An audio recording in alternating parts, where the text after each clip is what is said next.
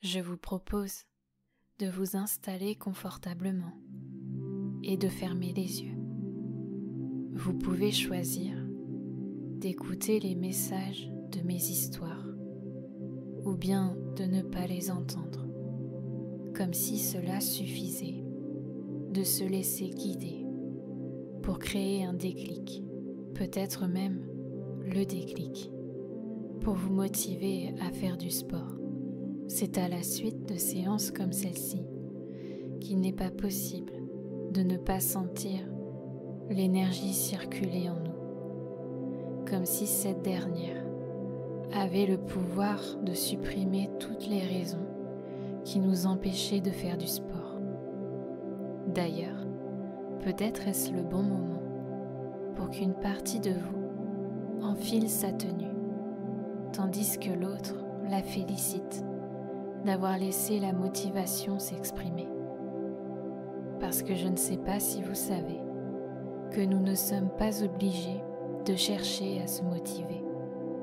Il semblerait que la motivation soit déjà en nous, et peut-être que vous pourriez vous autoriser à lui faire de la place pour la laisser s'exprimer. Et parfois, c'est en laissant l'expression du faire que l'autorisation du mieux-être se dessine. Un peu comme si l'expression était un moyen de créer ce qui ne doit pas être inexpliqué. Et je ne sais pas si vous comprenez ce que cela veut dire. Ce que je sais, c'est que parfois, la confusion nous amène à plonger plus facilement en hypnose, comme si les profondeurs de l'inconscient étaient ainsi plus accessibles, et que cela permettait de vous programmer au plaisir du mouvement. Car oui, il est possible de supprimer la notion d'effort pour la remplacer par le plaisir de s'exercer. Alors vous pouvez maintenant choisir de percevoir le mouvement comme un jeu, comme si vous étiez redevenus des enfants. C'est d'ailleurs en s'amusant à chat perché ou à la balle aux prisonniers que les enfants font du sport inconsciemment. Et peut-être que vous pourriez consciemment choisir une activité que vous aimez pour mettre votre corps en mouvement. Et avant de vous y mettre, peut-être aimeriez-vous écouter l'histoire d'un maître d'école qui chaque matin coupait des bouts de papier sur lesquels il y marquait des petits mots pour ses élèves. Cela va sans dire que chaque mot était unique, parce que le maître d'école savait que chacun de ses élèves était unique. C'est pourquoi il prenait le temps, au mois de septembre, d'observer chacun d'entre eux pour relever ce dont ils avaient besoin d'entendre. Et c'est au mois d'octobre qu'il commençait son rituel jusqu'à la fin de l'année, tout en continuant d'être attentif à l'évolution de ses élèves. Vous vous demandez peut-être ce que cet homme écrivait sur ces bouts de papier. Eh bien, il écrivait des mots d'encouragement, des mots positifs qui valorisaient toujours les enfants. Alors, lorsque Thomas répétait à son voisin « Je suis nul », parce qu'il n'arrivait pas à faire ses calculs, le maître d'école lui écrivait tous les matins qu'il était génial, qu'il avait toutes les capacités en lui pour y arriver. Et quand il voyait Manon toute timide sur sa chaise, il lui écrivait qu'il avait confiance en elle et la remerciait d'être présente parmi eux.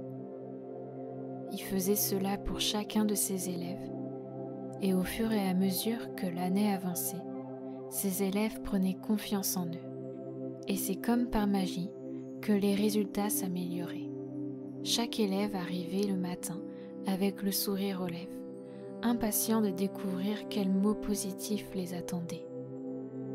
C'est ainsi que toutes les croyances erronées se sont supprimées, à force d'entendre qu'ils avaient toutes les capacités pour y arriver, ou encore qu'ils pouvaient s'aimer, se valoriser et être eux-mêmes. Ils s'étaient petit à petit autorisés à vivre dans le bonheur. Plus tard, des enfants devenus adultes avaient pris cette même habitude que leur maître d'école. Ils écrivaient tous les matins à leurs enfants des petits mots qui les encourageaient à s'aimer. Imaginez ce que cela veut dire. Un nombre inestimable d'enfants avaient appris à s'aimer et à avoir confiance en eux. Imaginez l'impact que cela a dans le monde. L'action d'un seul homme a rendu des milliers de gens heureux d'être eux-mêmes. Alors peut-être que vous pourriez vous aussi entendre ces mots. Vous avez toutes les capacités pour faire du sport. Vous êtes une belle personne. J'ai confiance en vous. Vous pouvez y arriver. Je sais que vous pouvez avoir la motivation pour vous mettre au sport. Ressentez comme cela vous motive. Ressentez l'énergie des mots vous remplir. Et je ne sais pas si vous savez que certains ont pris l'habitude de se valoriser pour ressentir la joie et la motivation de mettre leur corps en mouvement. Alors je vous propose maintenant d'imaginer un sac de frappe devant vous. Je vous propose d'enfiler vos gants et frapper un grand coup dedans.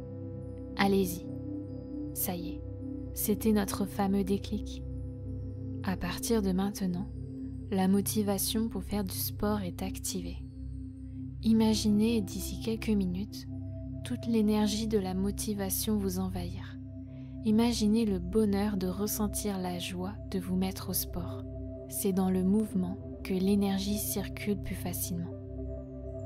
Alors cette séance va bientôt prendre fin, mais l'inconscient va continuer à faire tous les réglages nécessaires pour vous maintenir motivé. Vous allez pouvoir revenir ici et maintenant en réassociant toutes les parties de vous. Et quand vous le souhaiterez, à votre propre rythme, vous allez pouvoir rouvrir les yeux doucement.